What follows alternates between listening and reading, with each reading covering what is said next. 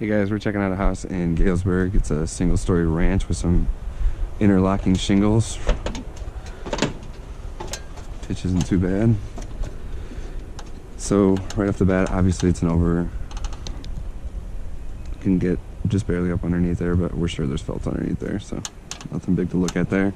There's a good amount of granules in the gutters, so I'm sure the customer kind of cleans them out. I mean, they're relatively clear, but outside of that, pretty normal stuff that we're seeing. I don't really see any penetrations or anything like that around the pipes.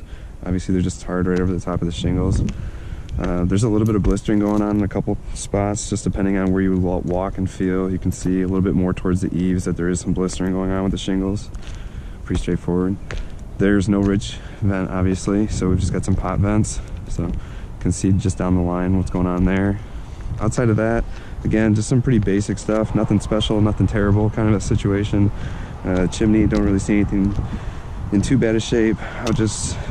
Maybe just a little bit of a penetration down there at the bottom, but no rain cap, nothing major, but definitely something we want to get taken care of. We'll check on the satellite dish. Not sure if the customer's still using it or not.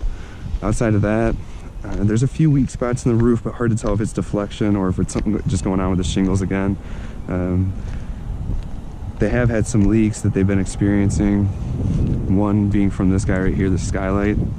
Right off the top, we can see the flashing around and everything's kind of subpar. You can start to see the algae building up around the edges there. Again, just kind of tarred in. So at a certain point, you know, there's going to be some breakdown going on. Through this area down through here, you can see some of the streaking going on. Just kind of shows the breakdown in the flow of that water, obviously just channeling right down the side there.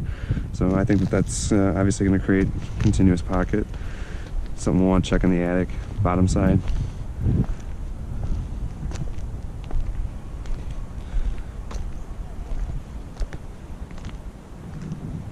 Outside of that, like I said, nothing terrible, nothing special down here. A couple of nail pops you can feel and see in a couple spots. Hard to tell with the interlock, obviously. It kind of hides those nail pops down the road, like we all know, but just depending on where you look, I took a few photos that we'll kind of talk about and I'll show you. You can just barely start to see them though. Of course, I won't find them now. They're there, but like I said, the shingle does a really good job of hiding those blemishes and obviously trying to protect against any kind of penetration for down the road. So ideal situation here, total tear off, replace the ridge vent.